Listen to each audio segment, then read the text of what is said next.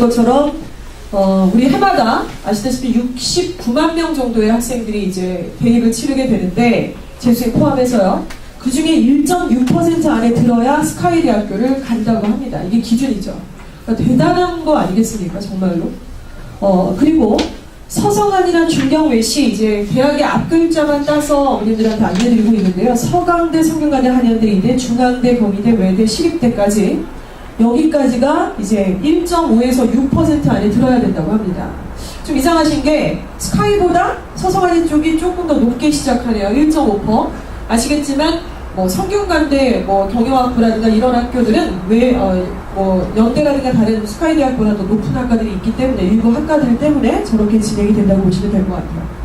그러면 이제 2학년 되니까 좀 현실을 많이 아셨다 싶어서 인서울만 가도 나는 좋겠다라고 싶으실 수 있잖아요. 그러면 인서울은 도대체 몇 퍼센트 안에 들어야 되냐면 70만 명 중에 11% 안에 들어야 인서울을 갑니다. 그러면 조금 더 눈높이를 내려서 수도권이다. 그러면 어떻게 되나요? 20% 안에 들어야 된다는 것이죠. 굉장히 잘해야지 결국에는 우리가 수도권에 있는 대학교 학생들이 들어갈 수 있다. 이런 얘기가 될 수 있을 것 같습니다. 그래프를 보시면 좀 더 여실히 보이게 되실 것 같아요. 스카이는 전체 중에 빨간 색깔 2%고요. 그리고 5%, 8%까지가 수도권 대학입니다. 나머지 대학들이 이제 지방에 있는 국공립대학교 포함해서 이렇게 있다는 것이죠. 그러니까 우리 아이들이 지금 어디 갈래 그럴 때 이럴 때를 간다 이렇게 얘기는 절대로 하지 않죠. 학부모님도 마찬가지일 거고 최소한 요 안에 들어가길 당연히 바라시고 계실 거예요. 그렇죠? 그렇다면 전체 중에 보시면 20% 안에는 들어가야지만 학생들이 원하는 대학에 지원이 가능하다 이렇게 보실 수가 있다는 것이죠. 이렇게 좁은 문이라고 좀 보실 수가 있겠네요. 예. 그렇다면 우리 지금 서부학군에서 고등학교 보내고 계세요. 우리 아이들 다 서부학군에 속해 있습니다. 은평구, 서대문구, 마포구에 해당되는 서부학군인데요. 이 수능 성적들을 한번 발표한 자료들을 좀 보시도록 하겠습니다. 먼저 하나 더 클릭하시면 이쪽을 한번 좀 주목해서 보시면 될 것 같아요. 마포구에 있는 서울여자고등학교입니다. 전체 2등급 이내의 학생들, 그러니까 전교 학생들한테 평균 2등급인 학생들을 한번 추론해 봤더니만 그 수치가 6.1%가 나네요. 6.1%. 왜 하필 2등급 이내의 학생들의 비율을 제가 보고 계시냐면은 이게 바로 아까 보여드렸던 서울시는 15개 대학을 간다는 평균적 기준을 보여드리는 것입니다. 그런데 전교생 중에 6%만이 2등급이 나온다는 거예요. 전교생 중에. 자, 그렇게 되고 서대문고로 갈까요? 서대문고 가니까 아니요. 예.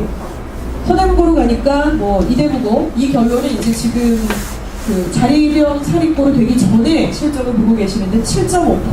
전반적으로 보시면 다 한 자릿대 숫자를 보고 계세요.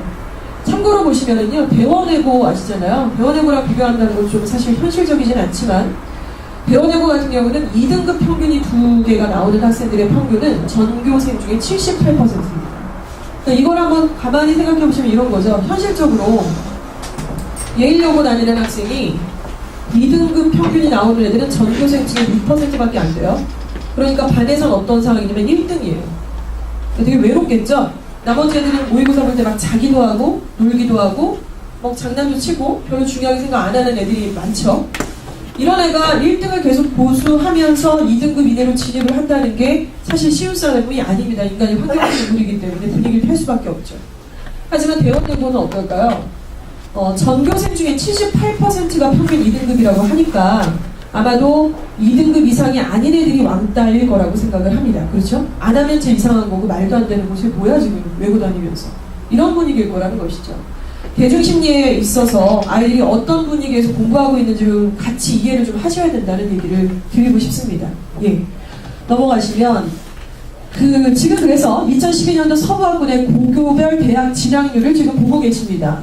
2012년도니까요. 지금 보시면은 마포구 같은 경우 상암고 보시면은 이제 25.9% 이런 식으로 이제 숫자가 쭉 나오고 있어요. 은평구를 볼까요? 중앙고등학교 이제 아이들 많잖아요. 숫자가 많은데 26.3% 정도가 대학 진학률을 보여주고 있습니다. 자, 그런데 여기서 이제 전체 진학률이 있고요. 대학 진학률이 있고 그리고 전문대학교 진학률이 있고 해외대학교 진학률이 있는데 이렇게 퍼센테이지를 보시면 충암고 같은 경우 대학 진학률 자체는 높아요. 45.3%. 숭실고도 높습니다. 그런데 이 안에는 보시는 것처럼 이제 서울에 있는 대학교가 아니라, 그러니까 인평구가 참 교육열이 낮은 학군이 아니에요. 다들 어머니들이 관심 많으시고, 아이들 이제 공부 열심히 시키려고 뒷바라지 많이 하시고, 아이들도 순하고 착하지 않습니까? 그러니까 노는 애들은 별로 없어요.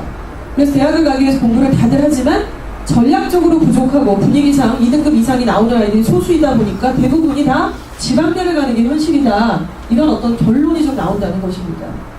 예, 다음 페이지를 좀 보시면은요. 그렇다면 스카이대학교 진학률을 한번 보시겠습니다. 먼저 그 일반계 고등학교를 지금 주로 보고 계시는데요. 재수생 당연히 포함한 실적을 내겠죠, 학교에서. 재수생 포함하지 않는 실적을 낼 이유가 한 가지라도 있나요? 전혀 없다고 보시면 될 것 같아요.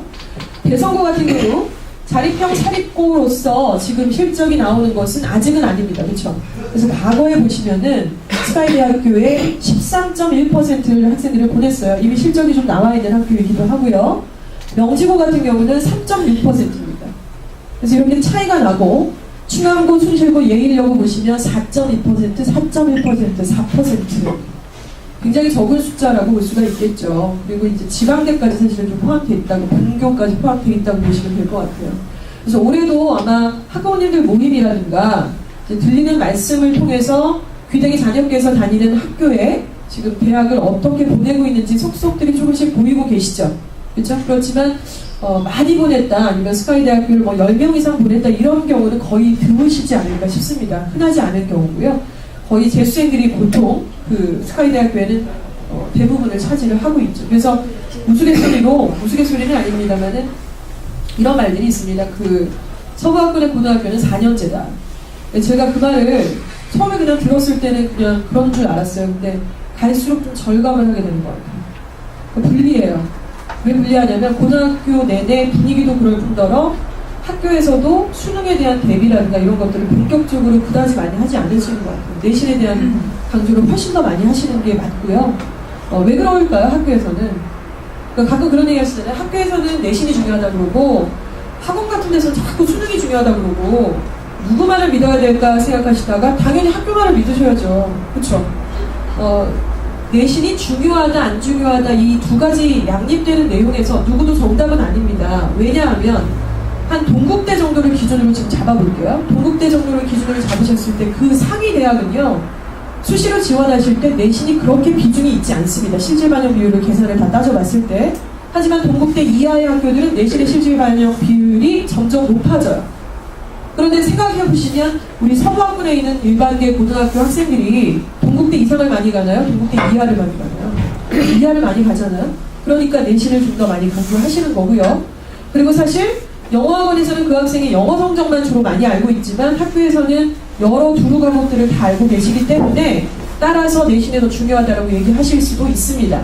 그런데 문제가 되는 것은 이렇게 내신을 위주로 하다 보니까 재수생들에 비해서는 상당히 수능에 대한 스킬이라든가 유형 분석이라든가 너무나 부족한 게 현실이고, 분위기만 보더라도 중간고사, 기말고사 기간과 모의고사가 촉박해 있는 그 기간에 애들의 태도 자체가 달라요. 그리고 우리 서울은 1, 2학년 때까지 전국연합 모의고사를 1년에 2번밖에 보지 않습니다. 보통 4번을 당연히 봐야 되는데도 불구하고 2번밖에 보지 않아요. 교육감이 바뀌었던 그런 전례 때문에 그렇습니다. 따라서 아이들의 머릿속에 모의고사는 되게 쬐끔밖에 안 들어가 있어요.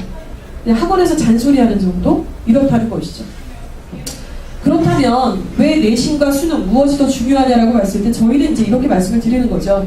내신이 굉장히 좋아서 지역균등이나 학교장 추천으로 가는 경우 물론 있습니다. 근데 그런 경우는 정말 기가 막히게 좋아야 되는 경우죠. 한 자리 숫자일 때. 근데 그렇지 않은 경우에는 대부분 왜 떨어지냐면 내신이 좀 어중간하더라도 최저가 너무 안 맞잖아요. 최저 등급이라는 수능이 너무 조건이 안 맞는 거예요. 그래서 애들이 대학을 눈도 들여보지도 못하고 선택권 없이 제출을 해야 되는 경우가 당연히 발생하기 때문에 수능의 최저 이 부분을 좀 강조를 드리고 말씀을 드리는 겁니다. 예. 자, 그렇다면 가장 그 전략이 없는 고위학습의 예시를 좀 보여드리도록 할게요. 다 파란색까지 좀 띄워주시고요. 보시면 여기를 보시고 이게 기준 표가지고 창을 뜬다고 보시고 빨간 색깔 보실까요? 암기 위주의 중학교 학습 습관을 유지한다. 이렇게 하잖아요. 그리고 우리 학부모님들이 좀 아이들하고 공부 같이 조금 이렇게 얘기를 좀 하시다가도 어머님들이 예전에 공부하셨던 방법들 그리고 중학교 때까지 좀 잘했더니 먹혔던 방법들, 그런 것들을 제시할 수밖에 없고, 아이들도 기준이 되는 건 당연히 지금까지 해왔던 전례가 되겠죠. 그래서 암기 위주의 중학교 학습 습관을 가지고 있습니다. 그리고 모의고사는 방금 말씀드렸던 것처럼 1년에 2번밖에 보지 않고요. 중간 기말 사이에 껴있어요. 그러니까 중간고사 끝나면 약간 풀어질 때쯤에 모의고사를 보니까 학교에서도 계속 이거를 쪼을 수는 없다는 것이죠. 자, 이런 부분 때문에 적응을 하지 못합니다. 또 모의고사는 어떤가요? 하루 종일 보잖아요. 점심 먹고까지 보고 이러다 보니까 자는 아이들이 그렇게 많다고 합니다. 실제로 현장에서는. 자, 그리고 목표와 계획 없이 그냥 무조건 열심히 해요. 자기가 왜 2등급 이상을 받아야 되는지, 어느 과목을 받아야 되는지 이런 기준이 없어요. 그냥 1년에 2번 보는 실제 성적에 당장 들어가지 않는 시험일 뿐이라고 생각을 하는 것이죠. 자, 그리고 학생부가 3, 4등급, 수능은 4, 5등급. 그러니까 결론은 이렇게 나오는 거예요. 예시는 열심히 했어요. 못하는 애가 아니라서 3, 4등급 정도까지 찍었습니다. 괜찮은 경우죠.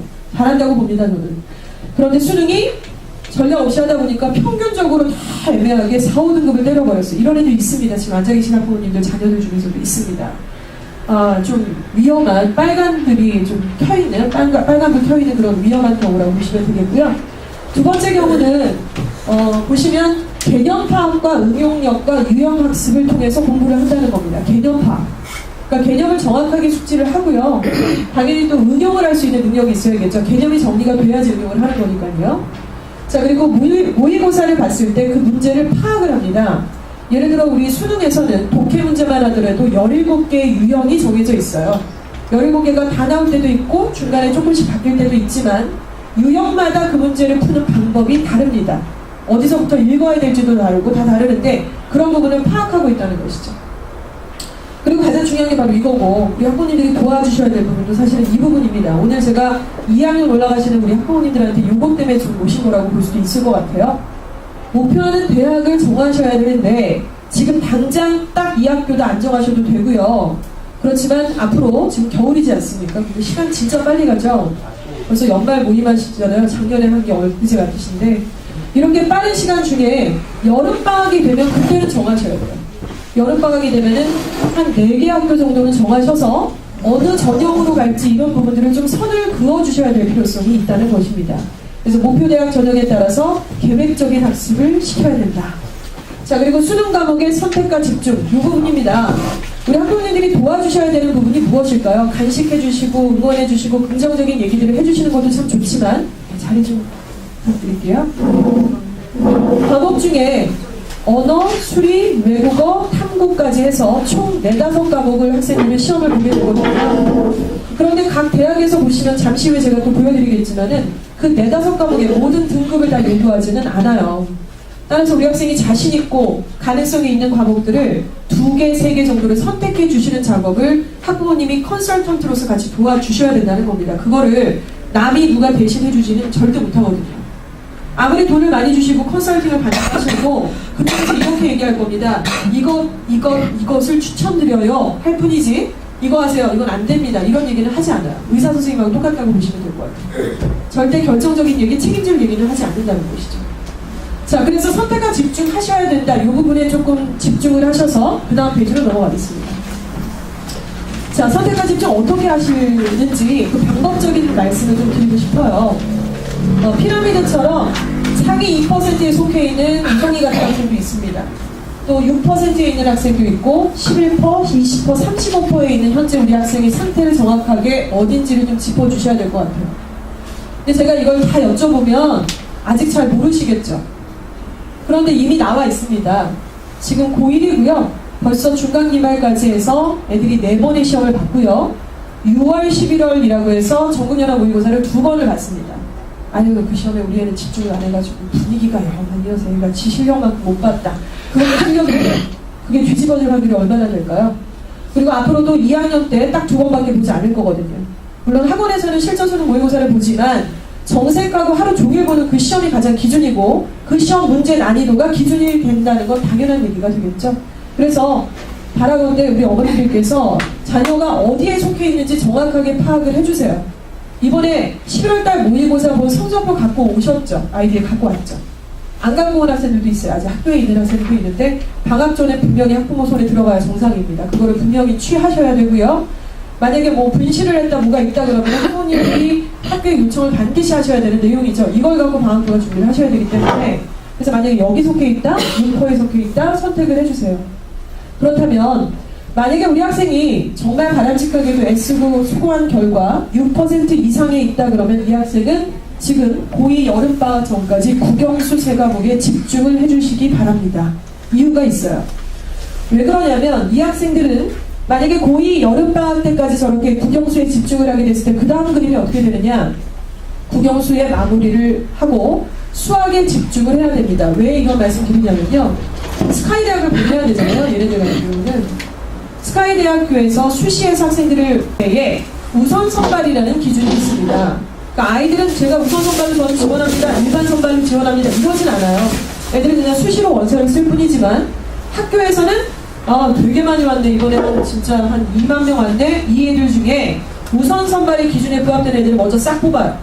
서울연고대가 그렇습니다. 그게 우선 선발 기준이 따로 있고 일반 선발 기준이 따로 있는 건데, 우선 선발 기준은 스카이대학교 같은 경우는 111, 보통은 이렇습니다.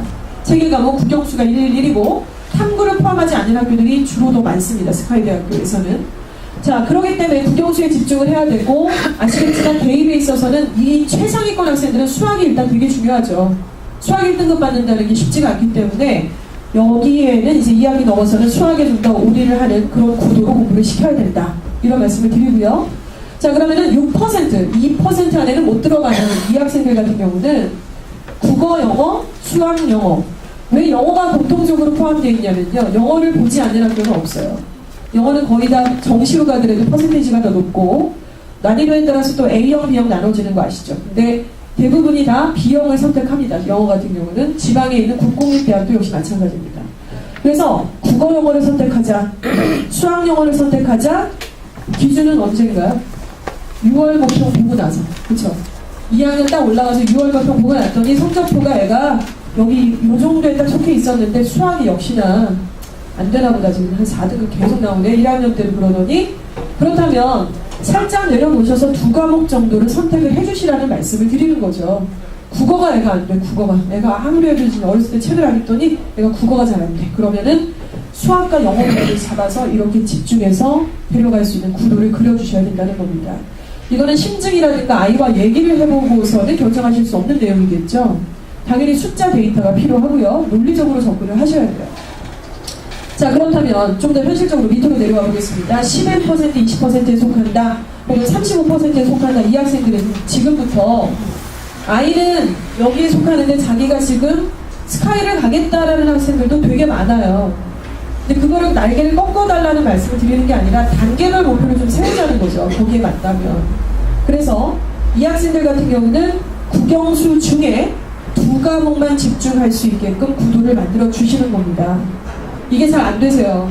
이게 참 용기를 필요로 하는 거고 굉장히 불안해지시는 내용이죠. 그래도 수학이랑 영어는 계속 시켜야 되는 거 아닌가? 라고 생각하실 수 있죠. 당연히 저도 그런 것 같습니다. 그때가 되면. 하지만 현실적으로 수학이 4, 5등급을 계속 찍고 있고 영어랑 국어가 예를 들어 2등급 이상인 학생이 있는데 계속해서 수학학원을 보내신다고 걔가 2등급 되지는 않아요. 대부분이.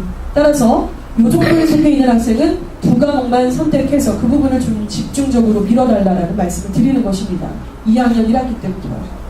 자, 그리고 여름방학이 지났어요. 이때는 이제 6월 모평 결과가 기다리고 있겠죠? 그 결과를 딱 받았더니 결과가 나왔습니다. 자, 4과목 중에 2과목을 선택을 하셔서 2등급을 만드는 그림을 여기에 있는 학생들은 반드시 선택을 해주시기 바랍니다. 그러니까 이거는 너무나 나와 있는 내용이에요. 그러니까 정말 우리가 강남에 살지 않기 때문에 자꾸 강남 얘기하고 목동 얘기하고 자꾸 이러시는데, 제가 만나 뵙거나 알고 있는 분들을 보면 이런 얘기를 하세요. 그러니까 강남 대치동 같은 경우가 교육 특구긴 한데 돈이 되게 많아서가 아니라 이런 걸 너무 잘하신다는 거죠. 야, 걱정하지 마, 엄마가 책임질게. 야, 수학 포기해, 괜찮아. 안 되면 엄마가 제수시켜줄 거야, 걱정하지 마. 영어랑 국어만 우리 2등급 만들자.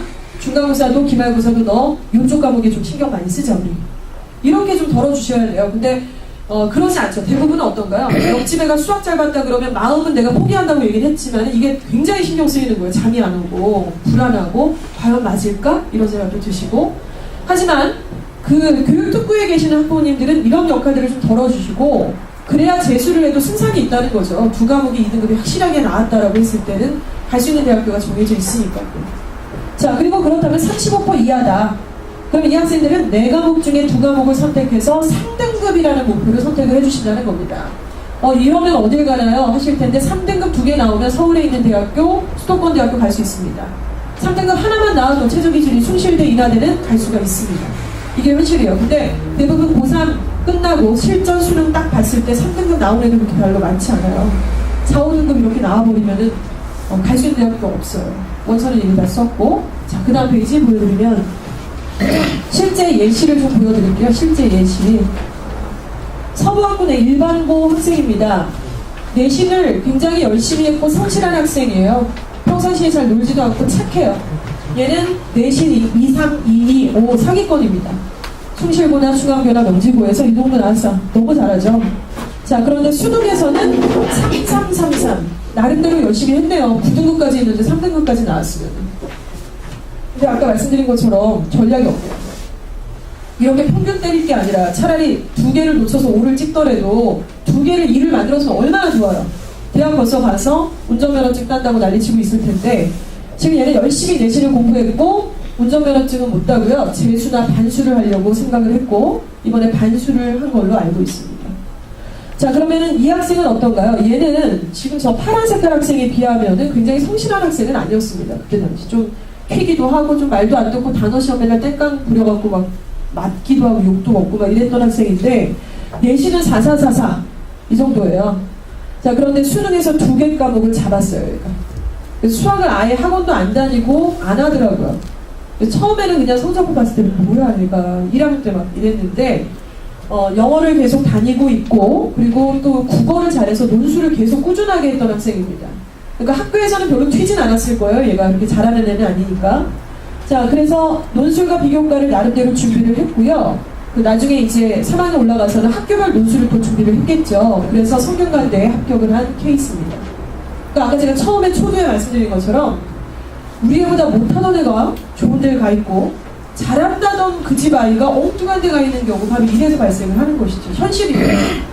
자, 케이스별로 보시면은 학생부의 실질 반영 비율이라는 것이 예를 들어서 상위권대 아까 말씀드렸죠. 동국대학교 이상의 학교들을 보시면은 내신이라는 게 실제로 전체 중에 30%가 들어가고 논술이 70%가 들어가는 수시전형의 학생이 원서를 냈습니다. 그럼 내신이 30이라는 것은 무시할 수 있는 점수는 아니죠. 하지만 말씀드린 동국대 이상의 학교들 같은 경우는 그 내신 30이 진짜 30이 아니라는 거죠. 1000점 만점에서 300점이냐면 그게 아니라 여러 번 말씀드렸지만 기본 점수를 주고 시작합니다. 그래서 259점 정도를 주고 시작하기 때문에 1등급과 내신 9등급이 그 학교 지원할 때는 점수차가 별로 나지 않는다는 거죠. 1000점 만점에 2점. 1000점 만점에 2점이면 수능으로 따지면은 문제 하나만 더 맞으면 끝나는 싸움이에요. 그러니까 이게 바로 전략이죠. 그래서 외고생들이 내신이 5등급, 6등급인데도 연대를 붙는 이유가 바로 그런 이유가 될 거라고 보시면 될 것 같아요.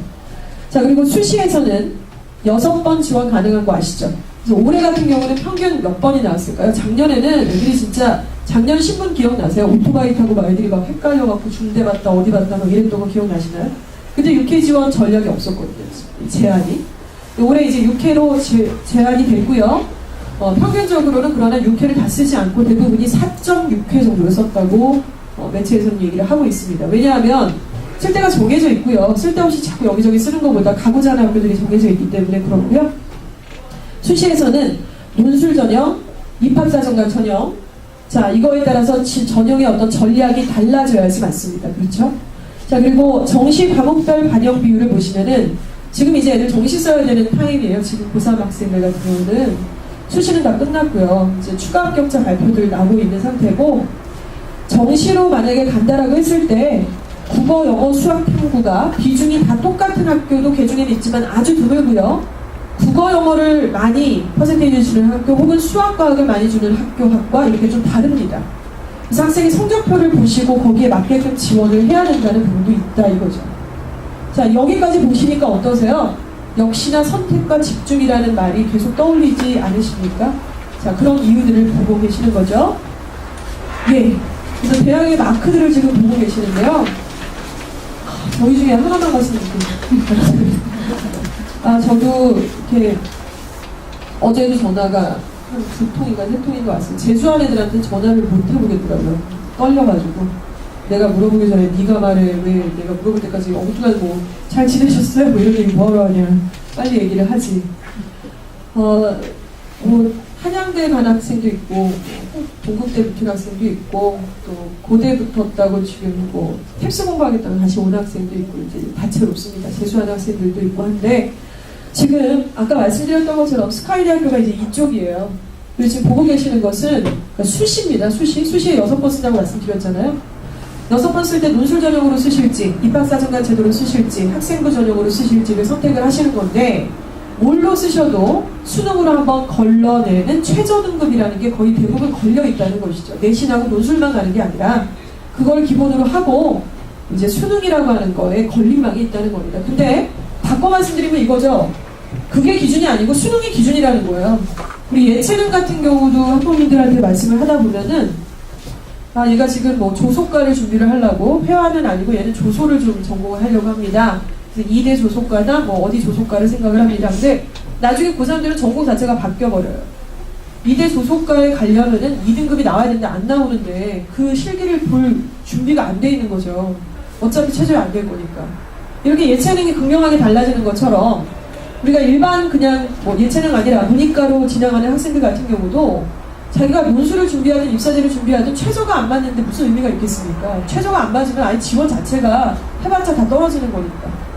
그래서 최저를 많이 보셔야 돼요. 그래서 보시는 것처럼 서울대, 연고대, 스카이대학교는 국영수가 다 1, 2등급 정도가 나와야 되고 아까 말씀드린 우선 선발 기준은 111 아니면 합의 4. 합의 4라는 것은 112 이 정도가 된다는 말씀을 드리는 거죠. 자, 그리고 국영수가 합이 이제 3, 4 이 정도 되는 학교들이 이제 그 다음 단계 이렇게 있습니다. 그래서 한 과목이 3등급이면 갈 수 있는 데가 어디에 있어요. 아주대나 인하대나 상명대나 이런 학교들 같은 경우는 한 등급만, 한 과목만 3등급이어도 논술하고 내신 때려갖고 들어갈 수가 있다는 거죠. 근데 이 부분을 많이 놓치시고 이 정도를 자꾸 바라보시니까 자꾸 입시 전략이 좀 안 맞는 거예요. 그러니까 여기를 자꾸 바라보시니까 어떻게 돼요? 선택을 못 하시죠. 근데 선택을 왜 못 하시죠? 선택을 안 하시죠? 왜냐하면 데이터를 이렇게 데이터를 구체적으로 미리 깊게 보시지 않으시기 때문에 그래요. 애들이 성적표 안 갖고 오면 안 보시고 학교에서 아직 안 줬으면 그냥 그런가 보다 하시고 그리고 지금 시기적으로 2학년 올라가시면 이건 다 파악하고 계셔야 되는데 우리 애가 15% 안에 들어가 있는지 31%인지 아니면 50%인지 모르시면서 스카이 대학을 가야 된다니까 응원해줘야지 이거는 아니라는 거죠. 그게 애를 위한 게 저는 아니라고 생각을 합니다. 갈 수 있는 전략들을 말씀을 해주시는 게 좋지 애한테 그렇게 갈 수 있어 그러다 걔가 못 가면 그 다음에 어떻게 하실 거예요? 그 좌절감과 그 혼자서 감당해야 되는 거 어떻게 하실 거죠? 그걸 같이 좀 도와주시라는 말씀을 드리고 싶은 그런 내용입니다. 예. 자, 그래서 수시 원서를 쓰실 때요, 말씀드린 것처럼 전형이 있다고 말씀을 드렸는데, 엄마한테 바나나 우유를 갖다 주셔야지. 예. 논술 전형으로 갈지, 사정관으로 갈지, 특별 전형으로 갈지를 선택을 좀 하셔야 돼요. 그래서 대부분은 우리 서부학부대 학생들의 거의 수시 지원하는 학생들의 대부분은요, 90% 이상인 것 같은데, 다 논술로 갑니다. 다 논술로. 그런데 되게 웃긴 건 논술을 준비를 거의 안 하세요.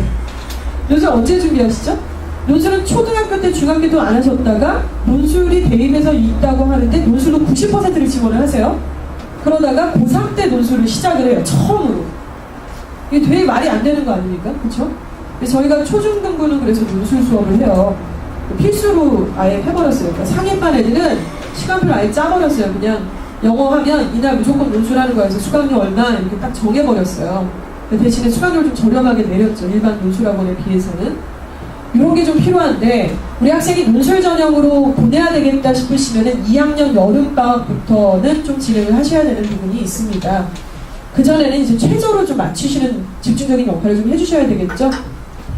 그리고 우선 선발과 일반 선발 기준이 좀 다르다는 말씀을 드렸죠. 자, 그리고 최저 등급 이거 꼭 맞춰주셔야 되고요. 대학별 논술마다 시험 문제가 되게 달라요. 다채롭게 나오고 뭐 지난 11년도인가요? 서울대 논술 전형에는 구운몽이 또 나왔었고 학교마다 굉장히 다릅니다. 스타일 자체가 완전 다르기 때문에 몇 개 학교 정해놔서 3학년 때는 이제 기출문제를 계속해서 분석하는 연습들을 좀 하셔야 되죠. 선택과 집중해 주셔야 되고요. 그래서 우선 선발로, 아까 우선 선발이 뭐라고 말씀드렸었잖아요. 제가 애들은 우선이나 일반으로 지원하는 건 아니고 그냥 지원하는 건데, 보통은 111, 이게 이제 최우수 대학이고요.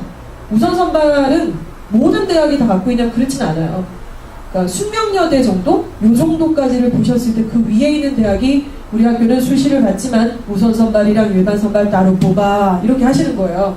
우선 선발을 한 70에서 80%까지를 뽑습니다. 그리고 일반 선발 20에서 30%를 뽑게 되는데, 숙대 이하가 우선 선발을 제시한다는 게 말이 되나요? 안 맞죠. 숙대 이하가 무슨 우선 선발을 제시를 하겠어요. 그냥 다 뽑는 거지. 진짜 우선 선발 기준에 맞는 애들은 그 이상의 대학을 가는 거니까. 그리고 또 한 가지는 이거예요. 그 우선 선발에 만약에 기준에 부합되지 않았어요, 애가. 그리고 우선 선발을 우리가 80%를 뽑겠다고 했는데 그 정도 애들이 몰리지 않은 거예요. 우선 선발 기준에 맞는 애들이 몰리지 않는다 그러면 걔네들은 정시로 그 인원이 충원이 됩니다. 일반 선발로 내려가는 게 아니에요. 자, 그리고 우선 선발에는 그러다 보니까 이제 특목고나 자사고 애들이 주로 내신은 별론데 수능 잘하잖아요. 얘네들이 실력이 좀 있는 애들이 있으니까 이쪽에 많이 지원을 하게 되고, 보통 일반고 학생들은 이제 일반 전형에 많이 지원을 해서 합격을 하는 경우가 많다 이거죠. 수치적으로 보셨을 때. 자, 이때 꼭 고려하셔야 될 것은 이제 실질 반영 비율, 수능, 내신, 그리고 우선 선발은 수능에서 이제 가장 관건이고, 그리고 일반 선발은 논술을 주로 보게 된다 이거죠. 되게 웃긴 거는 우선 선발의 경쟁률보다 일반 선발의 경쟁률은 거의 몇백 배의 수준, 200대 1 이렇게 보인다고. 자, 그리고 사정관입니다. 입학사정관이라는 말씀 많이 들어보셨죠? 그리고 지금 고등학생인 자녀들이 있으시고 밑에 동생들이 있으신 학부모님들이 계세요. 얘네들이 대학 갈 때쯤에는 물론 정권 바뀌고 입시가 어떻게 구조가 바뀔지를 좀 지켜보셔야 되는데, 지금 제일 황당한 게 니트잖아요. 지금 거의 뭐 망가지는 것 같아요. 지금 돈 들어간 거 400억 원이 넘어가는데 지금 어떻게 될지, 올해부터 사실은 이게 수능 대체한다고 했거든요. 근데 이게 무산이 거의 되는 약간 그런 분위기로 가고 있습니다. 정권이 좀 바뀌면 정리가 돼야지 될 수 있는 말이지만은, 니트나 입학사정관 제도 같은 경우는 이미 들어간 돈이 수억 원이에요. 이걸 무산한다는 거는 좀 말이 안 되는 거고, 그리고 또 명심하셔야 될 것은 이것입니다. 학생을 선발하는 그 선발권은 대교협이 갖고 있어요. 대학교육협회가 갖고 있지 교가부가 갖고 있지 않다는 것이죠. 그래서 대학들이 자기네가 뽑고 싶은 학생들을 뽑는 거예요.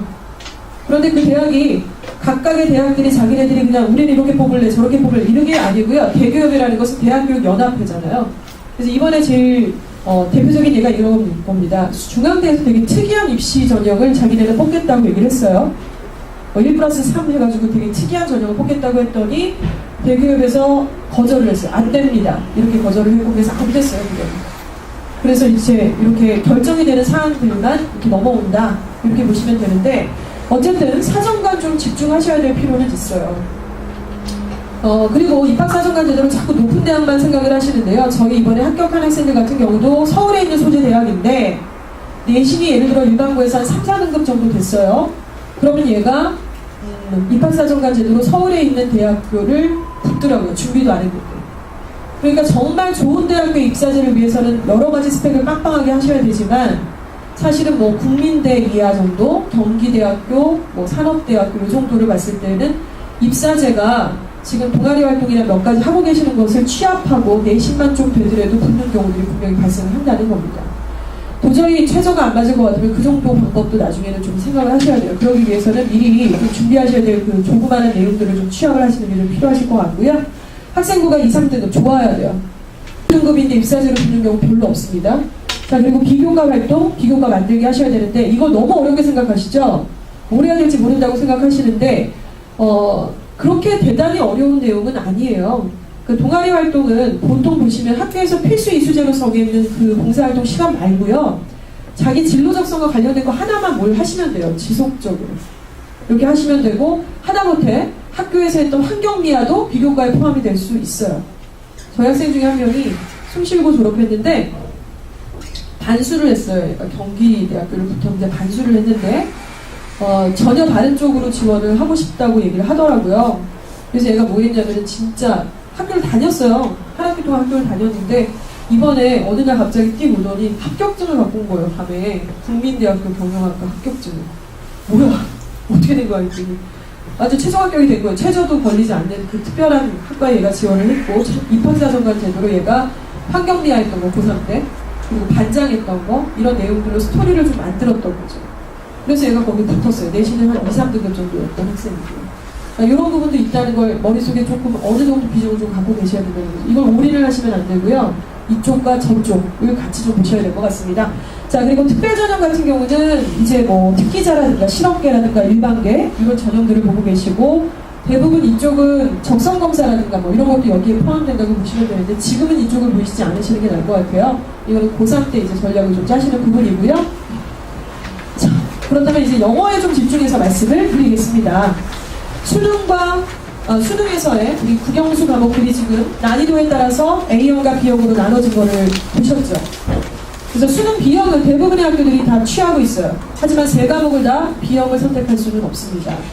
자, 그래서 5, 6등급부터 1등급까지 있고 11월 모평 결과 자녀께서 지금 3등급인 학생, 5등급인 학생, 2등급인 학생, 1등급인 학생들이 좀 있으실 거예요. 만약에 1등급이나 이 정도에 속해 있다고 한다면 지금 안심하실 게 아니라 우리 고3 학생들 이렇게 겪어보신 학부모님들은 너무나 잘 아실 겁니다. 보통 1, 2, 3학년 때까지 계속 1등급이나 2등급의 영어가 나왔다고 하더라도 다른 과목과 마찬가지죠. 6월 모평까지 3학년 올라가서 6월 적응연합 모평까지 얘가 1등급이 나왔는데 9월 모평에서 갑자기 2등급을 찍는 애들이 있어요. 굉장히 애들이 불안해하거든요. 그러면 이유가 있습니다. 해마다 재수생이 17만 명이라고 말씀을 드렸는데 걔네들 반수생까지 포함해서 여름 지나면 막 들어와요. 보통 반수생들이 상태 좀 좋은 애들이 하지 어리버리한 애들이 오지 않습니다. 그러다 보니까 본인이 2등급인 애들이 2등급을 굳히지 1등급으로 올라가지는 못해요. 거의 대부분이. 그래서 고3 난이도로 가고 있다라는 부분들. 그러니까 난이도가 1학년, 2학년, 3학년 올라가죠. 그러니까 얘 실력도 당연히 올라가야죠. 가만히 있으면 어떻게 되죠? 등급이 떨어지는 거죠. 공부를 안 해서 떨어지는 게 아니라 가만히 있으니까 떨어지는 거고 아니면 난이도에 못 잡아줘서 떨어지는 거고 또 경쟁자들 때문에 떨어지는 거고 떨어질 요인이 되게 많고요. 공부를 기회 쓰고 하는데 점수가 그대로다, 등급이 그대로다. 그거는 가만히 있는 게 아닙니다. 난이도가 계속 올라가고 있다는 것이죠. 이런 부분 때문에 1, 2등급 학생들도 굳히게 1등급을 하기 위해서는 그리고 아까 전에 제가 111 보여드렸잖아요. 정말 111은요, 어머님들 고3 때 이루어지는 것은 아닙니다. 고2 때까지 111을 만든 애들이 111로 가는 확률이 있는 거지 122, 121, 122 이런 애들이 나중에 우선 선발에 111이 될 확률은 거의 없어요. 재수생까지 들어오고 그런 경우는 없습니다. 대부분 222나 223을 찍는 경우가 일반적이라고 보시면 될 것 같아요. 그래서 지금 안심하실 게 아니라 좀 더 난이도가 있는 직접적인 어떤 실전 문제 위주로 진행을 해야 되고요.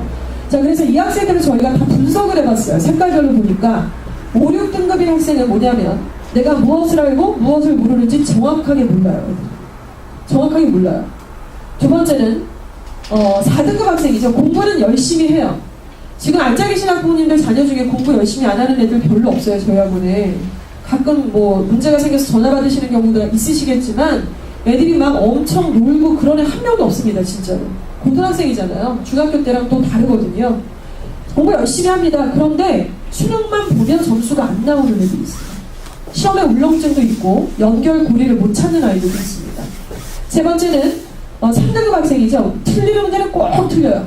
뭐 어법 문제 꼭 틀리고 빈칸 추론 문제 6개 중에서 2개는 꼭 틀려주고 이런 애들 3등급이라고 할 수 있겠죠. 왜 그러냐면 얘네들 성적표를 좀 이따 또 보실 텐데 되게 웃긴 게 얘네들 그러니까 좀 약간 캐릭터 이런 애들이요. 뺀질거리는 애들. 그러니까 쭉 가다가 2등급 할 수 있는데 집중력이 딱 꺼지는 거예요. 불이 딱 꺼져갖고 이렇게 1번부터 45번까지를 보면은 35번 이후부터 엄청 틀리고 있어요. 집중력이 거기서 떨어져요. 그게 난이도가 쉬운 문제도 얘가 틀리는 경우가 있어요. 이런 애들이 이제 끝까지 읽고 끝까지 듣는 그런 약간 학습적인 모든 부분이 좀 부족한 거예요. 지구력이라든가 집중력이 좀 부족한 것입니다. 자, 보라색 경우는 2등급인 학생인데 이 아이들이 정말 복병입니다. 왜냐하면 자기들이 1등급인 줄 착각하고 있어요. 어쩌다 1등급 한번 받았는데 그게 1등급이라고 생각을 하고 학부모님들도 상담을 하다 보면 우리 아이는 1, 2등급을 합니다 라고 하시지만 실제로는 2등급인 경우가 허다합니다. 3, 4등급입니다 그러시면 사실은 4등급이에요. 그걸 꼭 인정을 해주셔야 돼요. 자, 이 아이들은 그러다 보니까 자기가 좀 더 높은 난이도를 자꾸 하는 거예요. 그러니까 뭐가 안 맞죠. 필요한 부분들을 메꿔주고 점프를 하셔야 되는데 그게 좀 안 맞는다. 이런 부분을 좀 보고 계십니다. 그래서 3등급 이상인 학생들은 유형적인 연습을 해야 되고 오답 노트를 끊임없이 작성해서 반복해서 보는 능력이 필요하고요. 반면에 5, 6등급, 4등급 학생들은 기본기가 지금 부족한 거예요. 단어라든가 문법이라든가 듣기. 특히 듣기. 듣기가 전체 문항 중에 50%가 나오기 시작을 했습니다. 벌써. 올해 수능 치른 애들은 그러지 않았어요. 그런데 이제 2013년도에 지금 고3 올라가는 아이들부터는 전체 문항수 중에 50%가 듣기인데 듣기는 어려운 문제가 출제되지 않습니다. 그래서 22개의 듣기를 집중적으로 틀리지 않고 쭉 가서 탁 끝까지 다 맞아주면 사실은 지금 애들이 한 4, 5개씩 틀리는 애들이 되게 많거든요. 걔네들이 등급 2개가 올라가는 거예요. 그런 부분들. 그리고 독해에 있어서는 단어랑 구문만 잡아주면 사실은 3등급 이상 내려갈 일이 없어요, 사실. 그러니까 이런 전략들이 좀 있다는 말씀을 좀 드리겠고요. 뒤로 넘어가시면 결론은 수능 문제는 개념 문제가 아닌 완벽한 이해를 기반으로 하는 영역별 응용 문제가 출제된다는 것입니다. 이게 무슨 뭐 이상한 얘기냐, 무슨 교과서로 있냐 뭐 이러시겠지만 의미가 있어요. 이게 보실까요? 암기 위주로 공부하는 애들이 되게 많습니다. 5, 6등급은 대부분 그래요. 얘네들은 그걸 하니까 수능 문제의 본질을 이해를 못하는 거예요. 자, 그리고 그 다음 단계 개념 파악만 하고 유형별 응용 문제를 풀지를 않아요. 수학으로 예시를 드릴까요? 옛날에 정석 많이 공부하셨죠? 정석에서 기본 문제만 푸는 거예요, 애들이. 그리고 밑에 윤제라든가 연습 문제는 전혀 안 보는 거죠. 왜냐하면 기본만 풀 수 있으니까. 그것만으로도 자기가 충분히 만족감을 느끼고 있는 거예요. 옛날에 못 풀었는데 지금 푸니까. 자, 그렇지만 그렇게 되면 응용하는 문제들을 못 풀게 됐을 때 새로운 문제 나타나면 어떻게 될까요? 다 틀리게 되겠죠. 자, 그리고 두 번째 유형 같은 경우는 조금만 유형의 변화를 주면 개념이 흔들려요. 확신이 없으니까. 자, 그러니까 이런 말씀을 드립니다. 내신 대비를 최근에 계속 진행을 하고 지금도 하고 있는데요. 범위가 정해져 있잖아요. 내신 같은 경우는. 특히 숭실고나 이대국어는 정말 시험 범위가 대박인 것 같아요. 진짜 너무 선생님들도 힘들 정도로 책이 보통 예일이랑 수학 영재는 되게 땡큐죠. 학원 입장에서는 두 개? 뭐 이렇게도 안 나와요. 교과서만 내는 학교도 있고 이러는데 숭실 이대국어 같은 경우는 책이 4, 5권에다가 막 모의고사가 6회분이 들어가고 막 이래요. 그러면 지문이 한 회당 33개 혹은 뭐 22개라고 쳤을 때 곱하기 6개니까 100개가 넘어가잖아요. 200개가 넘어가는데 그걸 다 애들하고 해줘야 되거든요. 그러니까 한번 생각을 해보세요. 200개 지문을 애들이 어떻게 공부를 할까요? 한번 쓱 보고 진도 나갔다고 그게 해결이 될까요? 그래서 제가 그런 얘기합니다. 야, 3번 본 애랑 5번 본 애랑 절대 같을 수는 없어. 어떻게 같냐? 같으면 억울하지. 5번 봐야지. 같은 걸 계속 5번 봐야지. 중요하다고 했던 거, 틀렸던 거, 여기 빵꾸 뚫을 때 뭐 들어간다고 했지. 이걸 5번을 봐야지. 어떻게 똑같겠어요? 이해도는 비슷비슷해요. 그런데 반복이라는 부분 때문에 개념이 잡아진다면 흔들리지는 않는다는 말씀을 드리는 겁니다. 마지막 단계는 영역별 완벽한 응용 문제 이해를 구분할 수가 없는 그런 학생들이 있다는 것이죠. 예, 영어 공부를 어떻게 지금 하고 있을까요? 이 학생들을 간단하게 좀 쭉 보시면요.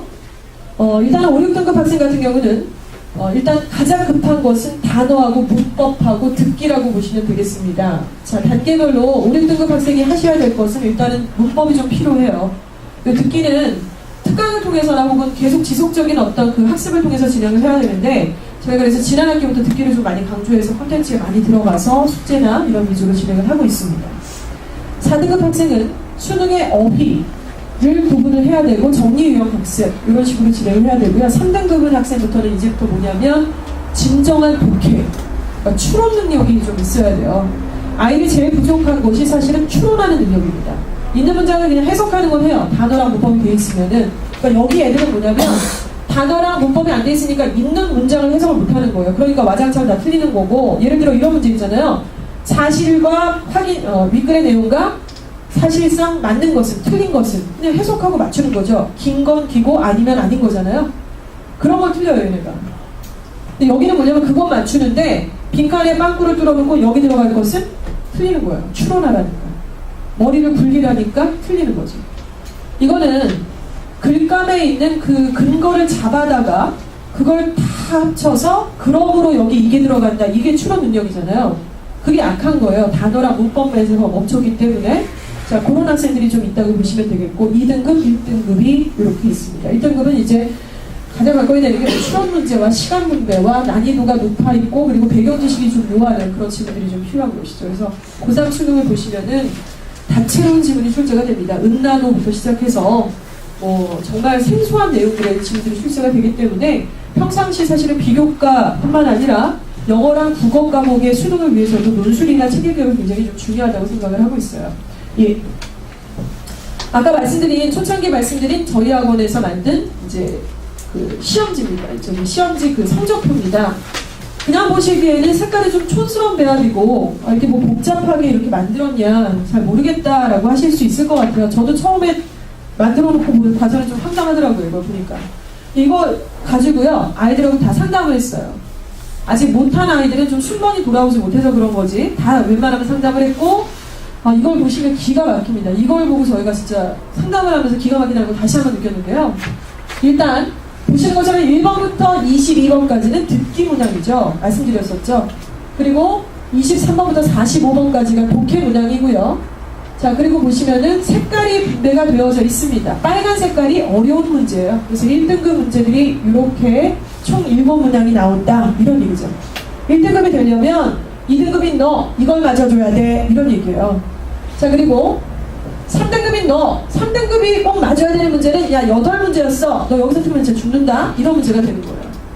자, 이런 식으로 색깔 배합을 했더니만 아이들이 틀린 걸 한번 볼까요? 이 학생 같은 경우는 선정고등학교 왜 이름을 띄워놨어요 이렇게 1번부터 22번까지 죄송합니다. 잘 봤네요. 다행히 나쁘진 않네요. 듣기에는 전혀 틀린 게 없어요. 그리고 듣기에서 보시면 빨간 색깔이 없으시죠? 난이도가 어렵지는 않은데 문항수만 늘어났다는 말씀을 드렸잖아요. 그래서 듣기에서 4, 5개 틀리는 애들이 듣기를 빨리 잡아주셔야 돼요. 그럼 자신감이 생겨요. 애들이. 두 번째는 23번부터 45번까지의 독해 문항 중에 이 친구는 이렇게 보라색, 빨간색, 노란색 이렇게 틀렸습니다. 이 학생은 지금 결과적으로 봤을 때는 3등급이기 때문에 우리가 얘한테 얘기해야 되고 혼내야 되는 부분은 야, 너 노란색 왜 틀렸냐? 멍충아. 이렇게 혼내야 돼요. 야, 노란색 말고 빨간색 틀린 거를 갖다가 야, 왜 34번 틀렸냐? 너 진짜 독해 좀 더해. 아니라는 거죠. 얘는 지금 3등급이기 때문에 그쪽을 포커스 맞춰서 상담을 하는 게 아니라 왜 이 부분을 틀렸는지에 대해서 문제집을 같이 드러내서 보여주는 그런 식의 전략이 필요합니다. 만약에 이 학생이 여기서 노란 색깔 하나 맞췄고 보라색에서 하나 맞췄으면 얘는 등급이 올라갔어요. 2개. 이런 식으로 어떤 상담이 진행이 되는 거죠. 그러면 아이들이 되게 현실적으로 받아들이는 거예요. 만약에 전교 반에서 뭐 20등 하는 학생한테 왜 전교 1등 안 했어? 말이 안 되잖아요. 야, 반에서 20등인데 다음번에 우리 12등 안에만 들어오자. 이러면 상담이 되는 거거든요. 그렇죠? 이런 식의 어떤 전략으로 보고 계시는 것이죠. 자, 그래서 저희가 이제 겨울방학 열린 특강이 이제 3가지 특강 정도가 있습니다. 뭐 탭스나 그 밖에 다른 기타 등등은 좀 여기다 소개는 안 드렸고요. 듣기 특강은 지금 고3반 맡고 계시는 김진태 강사님이 고3의 하위반과 그리고 지금 현재 SM이라든가 SB에 속해 있는 학생들, 그러니까 3, 4등급 학생이라고 보시면 될 것 같아요. 그리고 성적표 보시면 듣기에서 4, 5개 틀렸으면 다 여기에 포함이 될 수 있습니다. 이 학생들을 일단 첫 번째로 들려주고 청취 내용을 한번 얘기해보라고 해요. 전혀 못 듣는 아이들도 있고요. 들어주고 또 노트 테이킹하고 3차로 들려주고, 그러니까 계속 들려주는 게 되게 생각보다 중요하거든요. 네, 자리를 좀 양보 좀 부탁드릴게요. 이런 학생들을 계속 들려주고 마지막에는 이제 딕테이션의 완성도를 30, 60, 100으로 높여주는 이런 식의 어떤 반복 학습을 통해서 문제 스킬업을 해주는 것이죠. 이미 벌써 자료를 다 만들고 계시고요. 반복 학습을 통해 들리지 않는 부분을 정확하게 잡아준다. 자신감. 노트 테이킹. 들으면서 계속 노트 테이킹 애들이 뭘 해야 될지 잘 모르더라고요. 그래서 노트 테이킹 했을 때 단계별로 학습법 제시를 하게 되고요. 자, 그 다음으로 넘어가겠습니다. 겨울방학 특강. 두 번째는 불후의 문법. 이름은 다 제가 지었어요. 듣고 싶다. 수능 예시. 수학 품은 뭐, 듣기 품은 수능 뭐 이런 거 다 제가 짓는데, 불후의 문법을 보시면은 이거는 이제 우리 염성민 강사께서 진행을 하게 됩니다. 난이도는 지금 앉아 계신 학부모님들한테 이제 SF는 안 받고요. SF 중에 특별히 문법이 좀 힘들다 이런 학생들이 한 명 있어요. 저희 학원 중에. 특이한 케이스인데 그 학생 외에는 SF는 거의 들을 일이 없을 것 같고 SM이나 SP 그러니까 한 3, 4등급 학생들 요정들한테 마지막으로 문법을 좀 정리를 해줄 필요가 있거든요. 제가 여기 기다리시는 학부모님들은 제가 아마 수업하는 거 들으셨을지도 모르겠는데 지금 오전에 수업하고 또 이제 끝에 또 수업이 있는데요. 제일 애들이 힘들어하는 건 사실은 체감을 하는 거는 이제 문법이에요. 끊어읽기가 안 되니까 긴 문장이 나오고 끊어읽기가 안 되니까 어떻게 해야 될지 모르겠는 거예요. 그리고 자기가 뭐가 약한지 잘 모르더라고요. 단어가 약한지 구문이 약한지. 그래서 구문이 약하다고 얘기를 해줬죠. 진짜 문장에서 주요 요소는 주어, 동사, 목적어, 보어밖에 없는데 나머지는 다 꾸며주는 애들이고 멋내려고 나온 거고 화장 칠해준 건데 그거를 구분을 못하는 거예요. 그러니까 막연하게 단어가 약하다고 생각을 하게 되니까 자신감이 점점 떨어지는 거고 긴 문장이나 모르는 단어가 하나만 튀어나와도 틀리게 되는 것이죠. 이런 학생들을 위해서 마지막 문법의 파이널 정리라고 생각을 해주세요. 다음번에는 문법 특강을 듣지 않고 고3 올라가서 실전 수능을 해야 된다고 생각을 해주시면 될 것 같고요. 이 학생들을 위해서 불후의 문법 특강을 좀 추천해드리고 싶습니다. 그리고 이제 필수적으로 내신도 저희가 바로 직전에 준비를 했었는데 제일 애들이 어려워하는 것도 역시 문법 문제예요. 학교에서 출제되는 난이도도 변별력 있는 문제들은 다 문법이고 예일여고나 제가 이번에 또 데뷔를 했었는데요. 문법 문제가 뒤틀어버리면 애들 다 풀질 못해요. 영장 문제에서 서술형 주관식 나와도 역시나 풀질 못하는데 가장 많이 나오는 필수 그 구문이 있습니다. 200개 정도예요. 여기서 더 이상 벗어날래야 벗어날 수도 없습니다. 예를 들어 뭐 look forward to 다음에는 ing를 쓴다 뭐 이런 거라든가 be worse 다음에는 투부정사 안 돼 ing를 쓴다 이런 거라든가 구문이 있습니다. 정확하게. 그런 구문들이 이 문법 안에 들어가 있다고 보시면 되고 그 부분을 200문장을 암기를 해서 방학 동안 우리가 다음 학기 중간 기말고사 또 수능을 위해 대비를 시킨다. 이렇게 보시면 되는 것이죠. 예, 그 다음 단계를 보여드리면 기초기본 문법판이라고 하는 좀 기초 단계에 해당되는 문법 수업이라고 보시면 되겠습니다. 지금 기존에 우리 학생들이 그 SB반이 제가 다 담임이었었어요. 기초반. 그 학생들이 이제 1년 넘도록 저하고 지금 담임반 하면서 진행을 했는데 그렇게 계속 수강했던 학생들은 이걸 들으실 필요는 없으세요. 그런데 중간에 들어오신 신입생이라든가 이런 학생들 그리고 예비고1 학생들이 주요 타겟이 돼서 이 반을 연 거고요. 여기서는 이제 수능의 그 어법 문제가 지금 현재 한 문항이나 두 문항 정도가 출제가 되거든요. 원래 두 문항이었다가 그런 바람에 하나가 없어졌어요. 그러니 이 어법 문제가 굉장히 애들한테는 좀 발목을 잡고 있죠. 이걸 맞추는 아이들이 별로 없어요. 1등급 애들 중에서도 이거 꼭 하나 틀려야 된다고 생각을 하는 거예요. 자, 그래서 지문이 이렇게 있으면은 밑줄이 5군데 그어져서 어법적으로 틀린 거 하나만 골라봐. 뭐 이런 식이에요. 근데 수능에서 한 문제지만 문제는 내신에서는 6문제 이상이 이런 식으로 출제가 됩니다. 명지고, 충암고, 예일여고 다 마찬가지예요. 이대부고도 마찬가지고. 많은 문항이 문제가 출제가 될 때 그 중에 사실은 8가지의 매뉴얼이 정해져 있어요. 동사에서 내겠다. 관계대명사 관계 부사에서 내겠다. 분사에서 내겠다. 이렇게 8가지가 정해져 있습니다. 근데 애들은 몰라요, 그거를. 그래서 그 8가지에 해당되는 수능에 이미 기출됐던 고1, 고2, 고3 모의평가의 실제 문장을 토대로 해서 그거를 찾는 작업을 하는 거예요. 그래서 주어 동사부터 시작해서 마지막 마무리까지 하는 기초 특강이라고 보시면 되고 이 부분이 지금 아이들이 좀 진행을 하면 좋겠다. 그런데 말씀드린 것처럼 기존에 있는 학생들은 안 들으셔도 됩니다. 네, 뒤로 넘겨 주시고요. 학습 방법에 대해서 간단하게 좀 설명을 드리겠습니다. 먼저 목표 설정을 강조를 거듭 좀 드리고 싶어요. 겨울이고 이제 연말이 다가왔죠. 이제 가족끼리 또 모임도 있으시죠.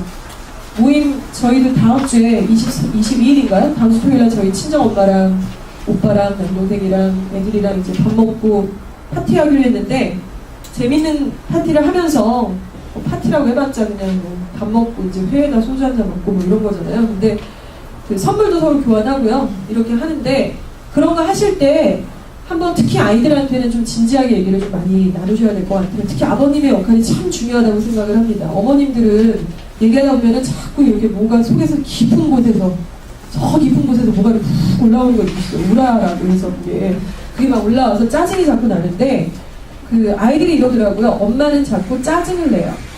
아빠는 혼을 내는데 엄마는 짜증을 내요. 저도 그래요.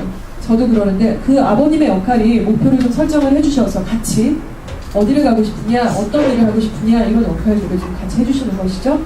저희도 그렇습니다. 어느 학교를 갈 건지 선택을 좀 해주셔야 되는 부분이 있고요. 3개월 학습 플랜 세우고 그 다음 모의고사 봅니다. 왜 3개월이냐 하시면은 원래 6월하고 11월밖에 안 보잖아요. 서울에서 모의고사를. 근데 학원에서는 3, 6, 9, 11을 다 볼 거예요. 그래서 3월, 6월, 9월, 11월 그리고 지방에 있는 애들은 다 봐요. 지금 경기도 일산, 분당 다 보고 있습니다. 자, 이걸 기준으로 해서 목표 세우고 공부해서 시험 보고 리뷰하고 목표 세우고 공부하고 시험 보고 리뷰하고 이런 식의 작업을 계속 돌려야 돼요. 그래서 문제를 잡고 이런 것들이 좀 필요하겠죠? 예, 넘어가겠습니다. 학습 플래너를 좀 보여드릴게요. 학습 플래너를 우주는 학습 플래너를 잘 했었나요, 어머니? 남학생들이 이거를 하기가 참 쉽진 않은 것 같아요. 네, 어머님들 바람은 여기서 학습 플래너 시키시고 싶으신 분들 잠깐 손 좀 들어주세요. 그러면 다 드실 거예요, 아마. 내가 말을 안 들어서 그렇지 학습 플래너가 참 좋은 것 같아요. 제가 직접 진행하는 학생들 희정이도 저하고 하고 있고 몇몇 학생들 저하고 진행을 하고 있습니다. 진행하는 학생들의 기준은 본인이 원함이 있어야 돼요. 그리고 강요하지 않고 본인이 하겠다고 했을 때 진행을 합니다. 다운이도 처음에 그렇게 시작을 했고요. 그래서 학습 플래너 저희가 그 양식을 하나 만들었어요. 책을 제본을 떠서 만들었고 무상으로 지급을 하는데 아이들한테는 그러죠. 이게 돈이 아깝다. 네가 그냥 할 거면 안 줄 거야. 제대로 하면 얼마든지 줄 거야. 이제 이렇게 해서 제가 한 10명 정도를 데리고 진행을 하고 있어요. 그리고 지금 이거는 이제 구체적으로 다 말씀드리면 말이 길어지니까 지금을 한번 보실까요? 지금 기말고사 대부분 끝나셨죠? 지금 12월 15일이에요. 제가 첫째 딸을 출산한 날이기도 한데요. 고생 봐가지고 있더라고요. 근데 지금 12월 중순이고요. 지금 기말고사 끝났고요. 지금부터 어떤 시냐면요. 1월달, 2월달, 3월달까지 이때까지가 수능 몰입 구도라고 보시면 될 것 같아요. 왜냐하면 4월 말에 중간고사가 있어요. 그래서 지금 기말고사 끝남과 동시에 수능 체제로 확 이렇게 전환을 시키고 또 4월달이 되면은 중간고사로 전환을 시키고 이게 왔다 갔다가 되게 잘 돼야 되거든요. 그래서 지금부터 아까도 제가 수업하면서 애들한테 얘기했던 게 야 봐라 12월 중순이니까 딱 보름 남았다. 그리고 1월, 2월, 3월까지 대박. 진짜 3개월 반 동안 내가 어떻게 할 거야. 과목별로 한번 써보기라도 하자. 국어, 영어, 수학이랑 탐구 두 과목에 비중돌 과목들을 정해라. 왜냐하면 네가 11월 목표의 결과가 나왔잖아. 그래서 제발 부탁인데 이번 주말에 가서 다음 주 거 플랜을 좀 세워보자. 그 대신 3월 말까지 너무나 길면 2월 말까지도 좋아. 2월 말까지 너네들이 어느 책에 무슨 과목에 어디까지를 끝내야 될지 그걸 대괄적인 부분만이라도 정해봐. 그래서 1월 말까지는 어디 끝낼 거고 2월 말까지는 어디 끝낼 건지 책에다 페이지라도 표시해서 써놔봐. 이게 되게 좋은 거거든요. 진짜 기가 막힌 거잖아요. 어머님들은 뭐 당연히 공감을 하시겠죠. 아이들 설득하는 게 문제인데 아이들한테 그런 얘기들을 저희가 진행을 하고 있어요. 그래서 이런 관리 방법으로 진행을 하고 저하고는 이제 수업 끝나면은 같이 뭐 첨삭도 받고 걷어낼 건 좀 걷어내고 이런 역할들을 좀 한다는 것이죠. 쉽지 않습니다. 한 번에 되는 거 아니고요. 1년 걸리는 것 같아요. 한 학생 제대로 하는 데 있어서도. 예. 그래서 지금 보시면은 이제 아까도 제가 잠깐 그 로드맵을 좀 보여드렸는데요. 지금 2학년입니다. 2학년 4월 말에 중간고사 있고요. 그 다음에 전국연합 모의고사를 중간고사 끝나고 나서 좀 있다가 바로 봅니다. 자, 이때 점수를 보시고 아까 말씀드린 것처럼 어느 학교를 갈지 선택과 집중 이제 두 과목을 딱 골라내셔야 되는 작업이 필요하시겠죠? 그리고 9월에 전국연합 보는데 서울은 안 봐요. 학원에서 볼 겁니다. 다른 과목들도 챙겨주시기 바랍니다. 수학학원에 요청하시고요. 국어나 탐구 과목들도 출력하셔서 보실 수 있습니다. 교과목 그 학력평가위원회 그 사이트 들어가시면 다 있어요. 공짜로 그냥 다 받으실 수 있고요. 그리고 기말고사 보고 바로 여름방학 시작이 돼요. 그래서 이렇게 2학기 되면 얘네들 이제 고3 되는 거예요. 그래서 먼슬리 플랜을 보시면은 이제 플래닝, 위클리 플랜, 주마다 계획을 세우는 것, 주말에 또 계획을 세우는 것, 리뷰 플랜. 이게 뭐냐면요. 계획표 세울 때 어머님들이 좀 코멘트 주실 수 있잖아요. 월요일부터 일요일까지 빡빡하게 채우는 애들이 있어요. 걔네들은 굉장히 좋지 않죠. 아시다시피 무슨 일이 생길 수도 있고 몸이 아플 수도 있고 여러 가지 변수가 있는데 못한 부분을 메이크업할 수 있는 요일이 필요합니다. 그게 토요일이 됐건 일요일이 됐건 정하라는 것이죠. 그래서 제가 그런 얘기해요. 야, 맨날 엄마한테 싸우지만 말고 네가 플랜을 딱 보여드리고 월요일부터 금요일까지 네가 이걸 다 했다고 보여드리고 그래서 네가 토요일날 좀 놀겠다는데 엄마가 뭐라고 하시겠냐. 근데 엄마가 딱 보니까 애가 상태 안 좋고 계속 놀다가 또 놀고 그러니까 속 터져갖고 한마디 하시는 거야. 엄마가 한 번에 절대 얘기 안 해. 참고 참다가 열받아서 한마디 하시는 거야. 근데 너는 또 할 말도 없는데 계속 얘기하고. 그러니까 그게 아니라 좀 계획적으로 이렇게 해서 메이크업하고, 엄마 나 이번 주에 플래너 다 짰기 때문에 나 토요일 오후에는 좀 놀게. 나 게임하는데 뭐라고 하지 마. 나 여기 할 거니까. 얼마나 좋아요. 이상적이지만 EBS 교육 같네요. 이렇게 말씀드립니다. 네. 그래서 이런 식으로 어떤 계획을 좀 따로 세우는 고3들은 이런 게 어딨나요? 토요일 다 해야죠. 토요일 다 해야 됩니다. 자, 넘어가겠습니다. 구체적인 학생이 짰던 플래너를 좀 보고 계세요. 사실은 저도 옛날에 제가 공부할 때 플래너 세우면서 안 했거든요. 여기 플래너 세우시면서 하시는 학부모님들 계시나요? 있으실 것도 같아요. 근데 제가 이렇게 애들 고등부하면서 플래너를 어떻게 보면 내가 영어인데 수학이랑 국어까지 어떻게 솔직한 심정이 그랬습니다. 어머님 심정도 비슷하실 것 같은데. 그런데 생각이 정말 바뀌어버렸어요. 1년 반 동안 진행을 하면서. 일단 첫 번째는 성공 사례들을 너무 많이 봤습니다. 사실은 저희 그 김진태 선생님 고3 담임이시잖아요. 작년에 탭스까지 다 진행을 하셨고 올해도 이제 고3반들 담임을 하시는데 이분이 그 전에 계셨던 근무했던 학원에서 그 플래너를 개발을 했던 학원이에요. 그러니까 맨날 막 모여서 스터디하고 막 맨날 연수가 막 1박 2일로 맨날 워크숍하고 막 이랬대요. 그래서 그 플래너로 성공을 했던 학원이에요. 그런데 뭐가 있냐면 이걸로 성공을 하는데 학원은 이걸로 잘 될 수는 없어요. 절대로. 무슨 말씀인지 이해가 가실 거라고 생각해요. 이거를 막 하잖아요. 학원은 절대 잘 될 수가 없어요. 그리고 이거를 막 우리가면 약간 학자 스타일? 이렇게 되는 거예요. 그러니까 이게 적당하게 학부모님들 같이 보조를 맞춰서 진행을 해야 되는 거고 모두에게 적용을 할 수가 없다는 거죠. 이걸 이겨낼 수 있는 애들이 그렇게 많지는 않기 때문에. 그래서 이걸 진행을 했는데 실제로 대학을 간 학생들 그 애들을 봤더니만 실제로는 요즘에는 보니까 이걸 안 하는 애들은 거의 없더라고요. 어떤 모양이든 이걸 다 하고 있더라고요. 예를 들어 남자애들을 볼까요? 남자애들 같은 경우는 뭐 3개월 플랜 이렇게 못 짜요. 6개월 플랜 이렇게 전략적이지 않고서 진짜 못 짭니다. 근데 일주일 플랜은 짜요. 그리고 하루 플랜은 좀 짜더라고요. 그래서 최소한 내가 야자가 10시까지인데 10시까지 이거 2개 끝낼 거야. 이건 해요. 그래서 그걸 하고 나서 뭐 집에 가서 게임을 한다거나 TV 드라마를 본다거나 이런 일은 합니다. 근데 이게 안 되면은 이게 참 어렵다는 거죠. 좋은 대학 가기 진짜 힘들어요. 이거 안 돼 있을 때. 이런 것들을 좀 보시고 학부모님들은 이런 것들을 유도를 해주시고 좀 쉴 수 있는 타이밍에 자유를 좀 허락해 주시는 이런 게 참 좋다는 말씀을 드리고 싶고요. 그리고 중요한 것은 학부모님이 정확하게 잘 모르시는 애한테 이렇게 강요할 수는 없어요. 그러니까 공부를 같이 좀 하셔야 될 필요성이 좀 있을 것 같습니다. 예, 넘겨주시고요. 대학 진학을 위해서 반드시 필요한 것은 첫 번째 꿈이 아닌 자신의 성적에 맞는 대학이 어디인가 이것을 정해주시는 겁니다. 어른들의 삶으로 한번 제가 감히 비유를 하자면 만약에 지금 대출이 1억을 갖고 있는 아파트에서 전세를 살고 있다면 그 사람이 2년 뒤에 집을 살 수 있나요? 없죠. 수익이 갑자기 무슨 요즘에 부동산 경기가 좋아서 뻥 튀겨질 수 있는 것도 없고 주가가 좋은 것도 아니고 정상적이지가 않잖아요. 그거는 분명히 그걸 못한다는 걸 우리가 살아봐서 다 아시잖아요. 학생들이 무슨 기적과도 같은 갑자기 공부에 신이 입시를 하셔가지고 애가 갑자기 막 새벽에도 공부를 하고 막 하지 말라 그래도 떼려 말려도 막 공부를 하고 그런 일이 어딨나요? 있을 수가 없죠. 그리고 공부라는 게 보시는 것처럼 최저등급의 기준이라는 게 굉장히 어떤가요? 2, 3등급이면 거의 3등급의 마무리를 찍는다고 말씀을 드렸잖아요. 그리고 1학년, 2학년, 3학년 난이도는 점점 올라가고 있고 재수생이 들어오고 이런 부분 때문에 이렇게 올라가는 부분도 분명히 단계가 있다는 말씀을 드립니다. 시간이 정해져 있고요. 그리고 내용이 계속 올라가고 있잖아요. 그렇죠? 그런데 지금 이 상황에서 그래도 우리 애가 연고대를 갈 수 있을 거다. 만약에 5등급인데 이러면은 굉장히 이게 대화가 잘 안 되는 거예요. 저희하고도 그렇고 학생하고도 마찬가지고.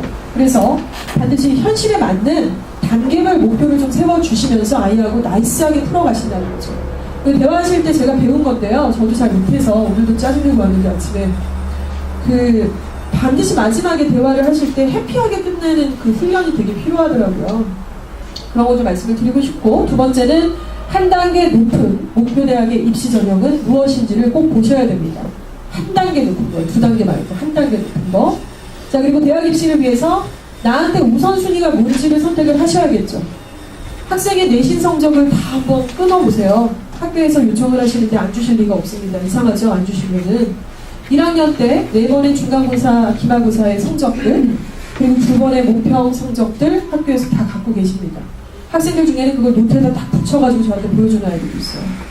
이런 학생들 보시고 얘를 봤더니 얘는 학생부 전형을 안 되겠으면 안 되겠다.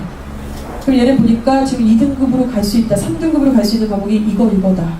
그럼 내가 올인해야 될 과목은 무엇과 무엇이다. 방학 때 특강을 보내더라도 학원을 보내더라도 과외를 시키더라도 이걸로 하자. 이렇게 좀 걸러주시는 게 좀 필요하시다는 것이죠. 핵심 키워드입니다. 수능의 최저학력.